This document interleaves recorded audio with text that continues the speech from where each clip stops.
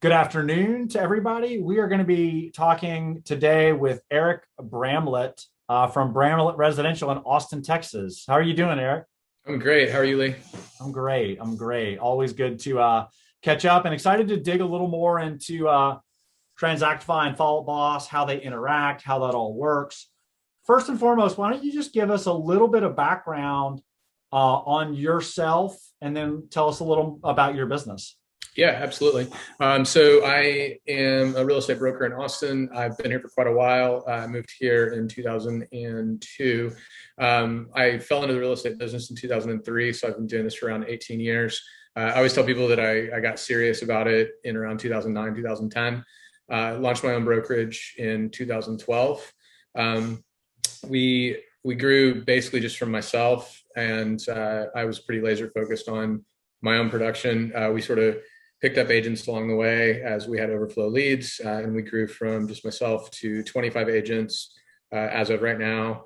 That's from 2012 to present. It's kind of slow growth, but we focus a lot on higher production per agent. So last year we had 15 agents from start to finish, from Jan 1 to December 31, and we ended up producing just over 200 million last year with 15.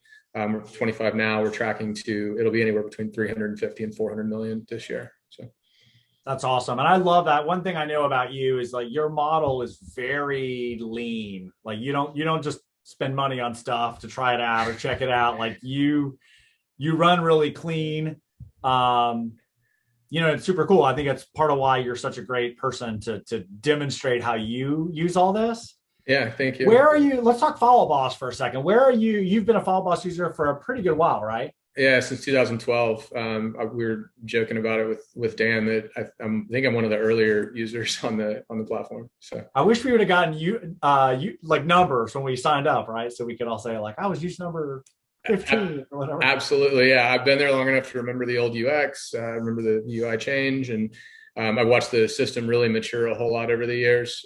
We couldn't do what we do without it. It's a phenomenal platform. Right. So Transactify is essentially, I don't quite want to say built on top of Follow Up Boss, but as a quick point of clarity, the data from Follow Up Boss generally is what's powering Transactify. Is that accurate? Yeah, so it's what we always say is that it picks up kind of where CRM ends. So the easiest way to describe it is whenever we started building it years ago, SkySlope, Broker, Mint, Back Agent, those weren't around, and we needed something like that. So we started building. We started building our own system, and then obviously, everybody loves their own kid, so we've never moved off of it because we just like it a whole lot better. But yeah, we've integrated it pretty tightly with Follow Up Boss. Does a lot of great reporting, sends a lot of great data back. Be happy to show you guys what the deal reporting looks like in Follow Up Boss with that data being sent back. It's super useful, and can kind of show you guys how it goes back and forth and how the data gets back and forth between Cool. the two. Yeah, that's great. So on some level, it's a brokerage backend, just to describe to people who have maybe never really heard of it or checked out the website or anything. And in essence, it's a brokerage backend with really heavy reporting Mm-hmm. based on the leads and your actual transactions. Right.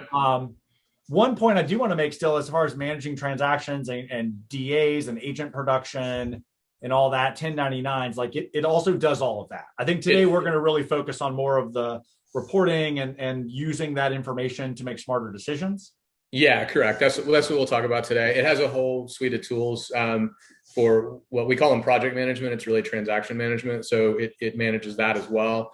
Won't really dig into that too much today. We're just going to talk about how you can use your historical data to look at your ROI and make intelligent decisions moving forward about your marketing budget. Perfect. Yeah, that sounds great. If you're cool with it, why don't you go ahead and share your screen? I think it would be helpful for us to really take a look at how that works and what it looks like. Yeah, absolutely. So I'm going to be looking off to the left a little bit here. Cool.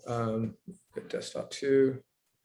There we go. So I'll start a little bit backwards. We're actually in the production reports right now. And this is a rolling 12. So this is showing me the rolling 12 of what we've closed so far. And one of the most important things it can tell you is, how are you tracking, right? So you can generally assume that if your production for the year is higher than it was last year, that you're doing pretty well. One thing that I've learned over the years is to focus more on contracts instead of closings. There's a concept of leading indicators and lagging indicators, and one of the most lagging indicators you have are actually closed transactions. Whenever you close a transaction, you did all the work previously, right? So properties going under contract are not necessarily a leading indicator, but they're more of a leading indicator than closings can be. So what I'll do a lot of times is I'll just look at that, and I'll look at 12 months of contracts, and you can see that jumps up to 318. Do some math to figure out, I spitballed you that number that we're tracking to around 350 million this year. It's going to be between 350 and 400, and that's from just doing some math on which direction the contracts are trending and whatnot. Right. Yeah. So what it really shows you, you look at your total gross. I generally think in terms of gross commission. Reason why is, sales numbers are sexy and they're fun to look at, but your gross commission is really what matters. And there's some other things in here that I could argue matter a whole lot more, like your broker net and agent net and things like that. But to start, it'll just show you all your agents and how they're doing. So it's interestingly, like whenever I started kind of stepping out of production, and I'm looking for myself right now, some years back. So there I am right there as a percentage of the whole, right? And call it 4 years ago, whenever I started stepping back from production, we would look at this, and a big part of the pie was my own production. And so I would plan for the future, and I would say, okay, well, the overall brokerage production is continuing to go up, but the brokerage net's going down because we're not retaining 100% of mine anymore. But that's okay, because if you subtract out new production from me from the overall, that was trending up all the time. So we had to do that math manually, but that was something that allowed me to really make smart decisions in terms of which direction is the brokerage going. But that's really simple math once you've got it in a system where you can say like, hey, and you can filter by agent, right? So, you could drill down. Oh yeah, for sure. You could go over here. Yeah. And another reason I'm trying to just not show what all the agents produce. Right. Exactly. Yeah. Right. So you can go over here. Totally. Yeah. You can go over here and you can pick out a specific agent. So that's another good point. A big part of a broker's job is to coach. And so if you don't know accurately what every agent is producing and where those leads are coming from, and how much money they're earning, it's really tough to coach. You're right. Kind of going from your gut. Well, and something you and I have talked about before, for sure, is also the idea that our business it's an especially long sales cycle. Right. So it is difficult to just look at your closings right now and say, what is that attributed to? It could have been a realtor.com, just for sake of conversation, a website lead or a realtor.com lead from 5 years ago, right, that turns into a closing today. So having some of that historical data also is helpful just to understand, unfortunately, people don't just come in and then 30 days later become GCI. Wouldn't that be nice? That would be amazing. When you crack that, let me know and I'm in. Yeah. But to move to that part of the discussion, what you're mentioning is really just revenue sourcing. And what I mean by that is you have money that comes in. So, in this case, we're discussing GCI.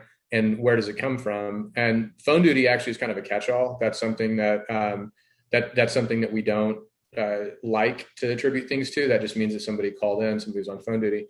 But where we really like to attribute things are, you drill it down to, say, Google organic, meaning it came from organic SEO, right? Unknowns, another one we don't really like. We like to try to get it out of the unknown bucket.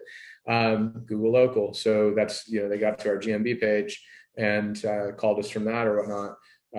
Internet unknown, another one we don't like a whole lot, but we know they came from the internet. We're going to put it there. You can do math at the end of the day where you have sort of these unknowns, and you can just say, okay, well, we need to, basically increase the assumption on some of the GCI because of the unknown. Postcards, Google paid, it's always a big one. Sphere of influence, it's always going to be the biggest chunk. But you can see that as we go through here, we can see exactly where everything's coming from. So let me show you one that was interesting, and that's Facebook. So a few years ago, I was just convinced that I was going to crack the code on Facebook marketing. I was like, man, there's so much traffic there. I know that I can write some compelling ads, and I know that that we can get some GCI out of this. I spent around $100,000 and 12 months of my time on Facebook ads that year, and it was just really bad. It was, it did not get anywhere close to ROI positive. I knew that kind of in my gut, but it became really easy to make the decision that, hey, we've worked on this for 12 months and we're, call it $50,000 in the hole on this. Let's put our money and our attention elsewhere, So that decision was a good one. Google paid is always good for us. And, a few years ago, whenever we were, I guess not a few years ago, like 6 or 7 years ago, whenever we were earlier into it, it was very reassuring to look at the actual revenue that we had coming in from it and saying, okay, yeah, we can increase our budget, $5,000 a month or whatever it's going to be, because we can see that the revenue's coming back. Right. Some of the, I think it's actually astonishing to me how many people don't have even this level of reporting. Like this isn't crazy algorithm, crazy math. Like this is literally, where do your closings come from and how much money did you make from those, or what's the GCI in this case? On those closings. But I think the way it's presented, honestly, is this visual representation is a lot better than scrolling through a spreadsheet or scrolling through a long page of all of your sources. So I think that's a key here. Yeah, I like being able to look at it this way. I'm also used to it. To go back to, why doesn't everybody do this? That's always something I've been curious about. I think it just takes some discipline, right? But where we found that kind of the magic piece to make sure that it works is to make sure that all of your financial data is entered correctly. And so the only way that you're going to do that is if you tie disbursement authorizations to correct financial data, right? So the agents are motivated to enter it correctly. You're not trying to do this in batches. Like you're not trying to look backwards, per quarter or per year and go back and retroactively get your data. As the agents close deals, they input the transaction like you do in any system. And then you have, marketing attribution baked into that. And then that's where the broker picks up, and the broker says, okay, I need to figure out where this came from. And that's really that's kind of the magic between, say, Follow Up Boss and Transactify, is that what Follow Up Boss is phenomenal at is deal tracking. I'm sorry, not deal tracking. It's marketing attribution per lead. So to show you one, like this is a closing that we had. And so the agent comes in and the agent enters the transaction because they want to get paid, and the financials are correct, because if they're not correct, the agent's not going to get paid, right? So there's high motivation to make sure that everything is done correctly. And then you can see we have the Follow Up Boss links right here. So whenever I go to close it out and say, okay, yes, you can have your DA, I can simply cross-reference. Well, with the Follow Up Boss pixel, we see all the activity from this person, and I can see with very strong certainty that this person came in from Microsoft Ads, right? So then we attribute that transaction and that closing to, looks like Bing, right? So and you can drill down to what terms they clicked in, right? So that allows you with very strong certainty where this revenue is sourced.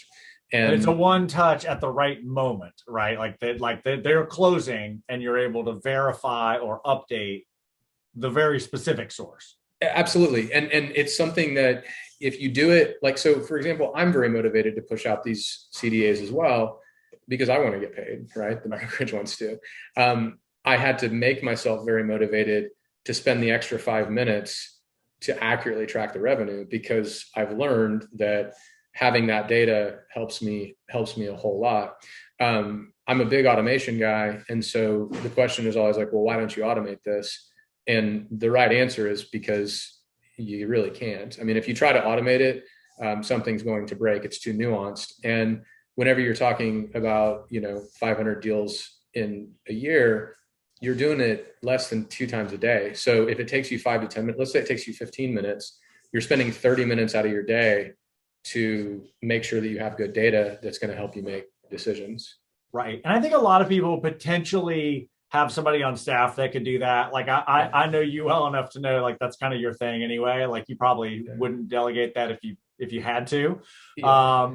But like there are a bunch of people that have an office manager or an ops person or even just an assistant who could potentially be doing that. But to your point, hitting it as they come is always going to be a lot better than trying to batch it at the end of a quarter. You make it part of your closeout process. And we've scaled a decent amount over the past couple of years, and we hired a manager who's doing a phenomenal job, way better at office meetings and motivation and whatnot, and, agent coaching than I could ever be.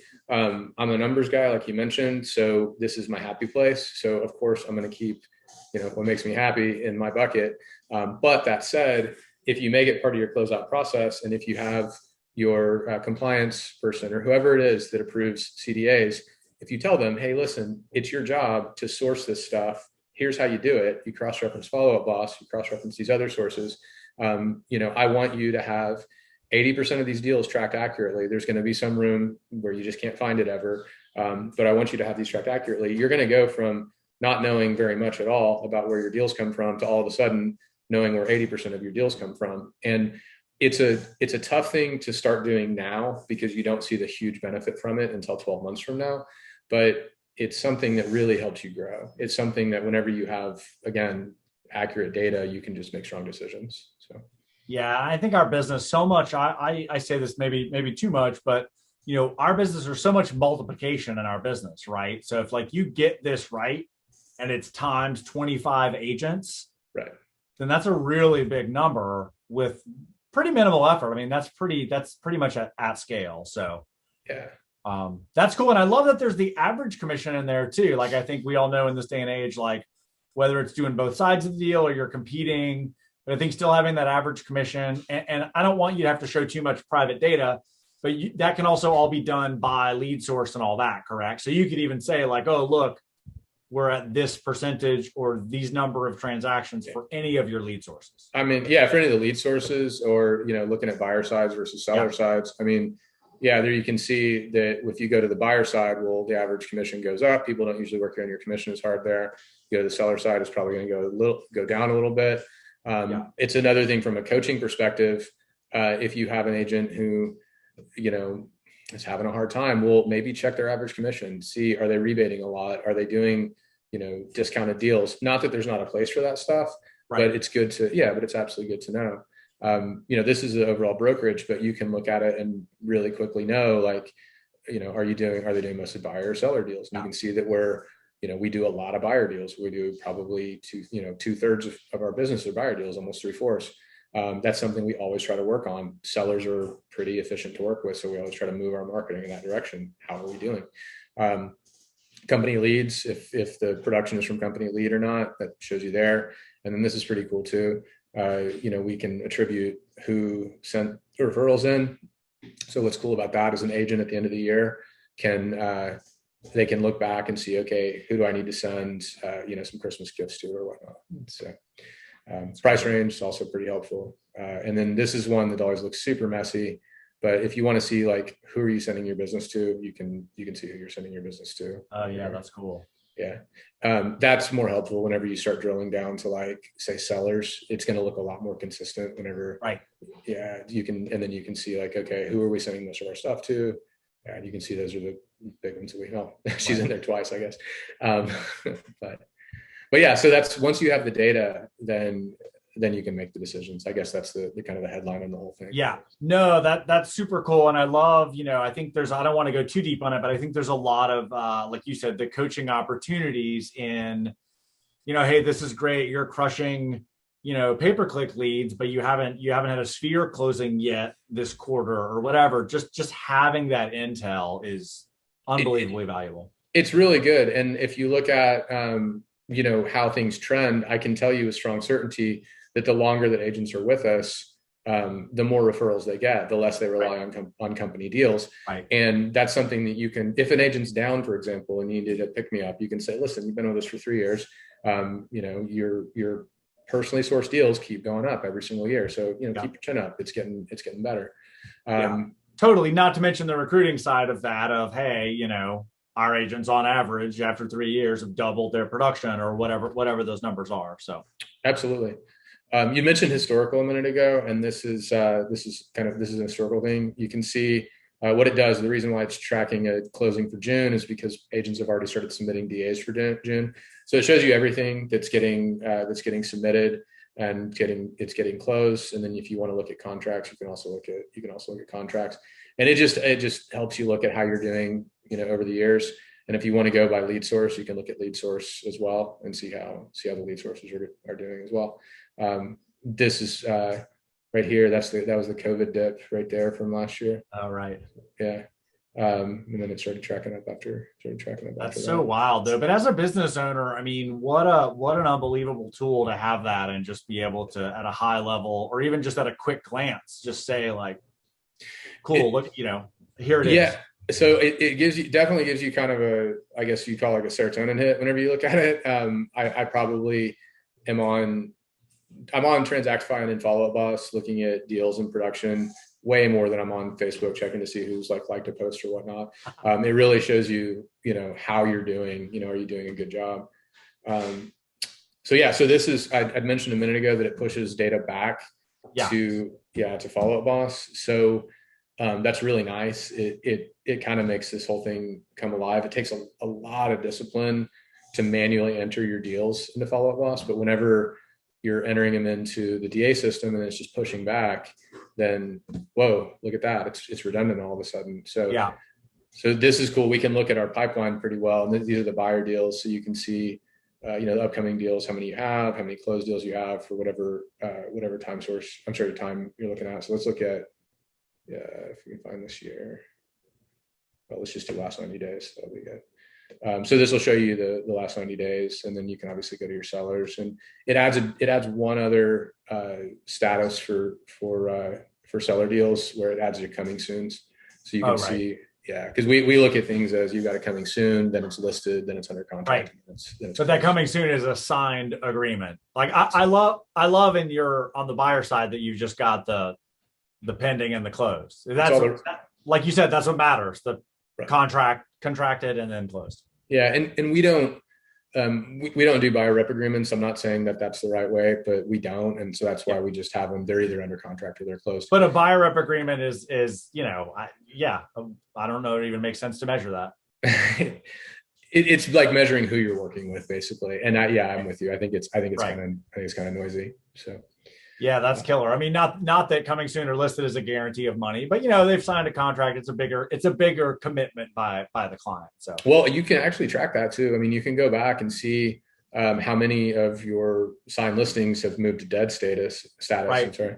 And then and we know that we close 90% of our listings. So that's something that we can look at and go, these that are listed and coming soon, 90% of those are going to turn into revenue. So, yeah, that's killer. I mean, it really is. I love how simple but powerful this is. I think that's the key, right? There aren't a million different things to check and get lost in, but that's kind of the point.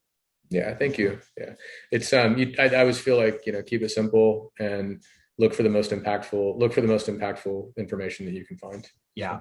Absolutely. Well, Eric, do you have anything if people have questions, feel free to drop them in the Q&A or the chat. Q&A is preferred, but if you guys have questions either for Eric or about the system, feel free to drop them to us. I will push out this recording to everybody who was on or who registered, as well as a link to the website or a link to learn more. But if you guys have questions, I mean, you've got the expert on Transactify and Follow Up Boss on. It's a great time to quiz him a little bit. And Eric, I think, can you hop back into the reporting in Transactify, just the general, the circles? Yeah, absolutely. So I think, this again, very similar. This struck me as we were looking at it, and I knew this, but it kind of refreshed in my brain. this is a bit like the filters in Follow Up Boss, right? Because you can pick the different criteria. You want it for certain dates, certain sources, certain agents, certain status. Yeah, it's really similar. But it's just updating this screen. So if you wanted to say, hey, what did agent Susie do last month? Couple of clicks and you're there, but then right back to a high level, view of the whole company. Yeah, absolutely. So, I'll use myself as an example again, and you can see that I've not closed a whole lot this year. Yeah. What have you put under contract? Yeah, exactly. we like that. That's a win in our game. So yeah, exactly. Cool. And I do have a question for you, and it's just about kind of the interaction with Follow Up Boss. So it's not so Meg, I can answer part of your question, and I'll let Eric take it. It's not embedded in Follow Up Boss as the sense of like some of the apps that are embedded. Right. But what it does is it pulls all the lead data, so the sources and all the info about that. But the deals do push into Follow Up Boss, so you don't have to create deals. Once you create a deal in Transactify, it's back in Follow Up Boss. Yeah, you can do it either way. So the way that I like to do it is we enter the deal into Transactify, and then it pushes the data back. That's just because we're used to doing it that way. You also can enter. It has two-way sync. So if you enter the deal, if you want to make if you want to make Follow Up Boss the trigger to start the deal, then you can just enter the deal into Follow Up Boss, and it's going to push that to Transactify. They'll then have to get into Transactify and finish it. There's some required fields there, like commission percentage. Follow Up Boss does a good job of looking at total gross. It doesn't do the financials, the splits and all that. Yeah, exactly. So you have to get into Transactify to complete it. So. Yeah, no, that's a great point. And it's funny because I just put in my brain that it's better to push back from Transactify because it's more detailed. Yeah. But you're right. Yeah, obviously, to your point, you could create the deal in Follow Up Boss and it would still be there. You would just need to then, as a second step, go enter some additional data. Yeah. So let's train people to do it in Transactify first. I think it makes the most sense. The way you really look at it is if you just want better reporting than any of the other brokerage management tools in a better sync, that's really what it does. So. Yeah, cool. And a quick question. Somebody that didn't catch the top asking if the program handles transactions like an assistant in Office would. So I think more to the transaction management side, which yeah. David, to be fair, we did not tackle that on purpose in this session. But Eric, can you speak a little to that, kind of the contract to close internally in the system? Yeah, absolutely. So it has project management tools, basically. So task assignment. It has task templates. So one of the things that we're super into is task automation. So whenever you have a seller deal, it's saved as status coming soon, you can automatically launch your task templates and then automatically assign them. So you can assign them to your listing coordinator, to your assistant, to your transaction coordinator. Same thing. So we have our people are siloed between listing coordinator, transaction coordinator, and assistant. And so the transaction coordinator doesn't do anything until the property goes under contract. So as soon as the status is changed to contracted, well, you have your task templates launch. They then most of them automatically assign to the transaction coordinator, and then that person gets to work. So it has a lot of that stuff. We used to be in we like everybody, we like to be in as few systems as possible, and we used to be in Basecamp, and we were using a small set of the Basecamp tools, and we said, well, why don't we just move those over? And then once we moved them over, we were able to create some automation that's specific to real estate. And that's where that is now. So.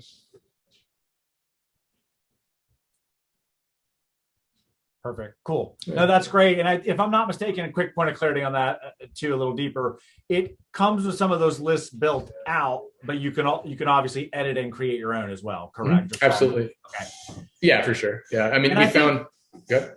I don't want to go too in the weeds on this because I think honestly we'll do a whole session on that. But I think part of what I love about it is it does have negative and positive dates, meaning that you can say -3 days, before closing, do this item. So I know a lot of people try to do this in Follow Up Boss, but Follow Up Boss isn't designed to do that. But having those dates really works. Yeah, for sure. So we've identified like universal milestones in every transaction. I mean, a couple of them are not in every transaction because financing related stuff is not in a cash deal, obviously.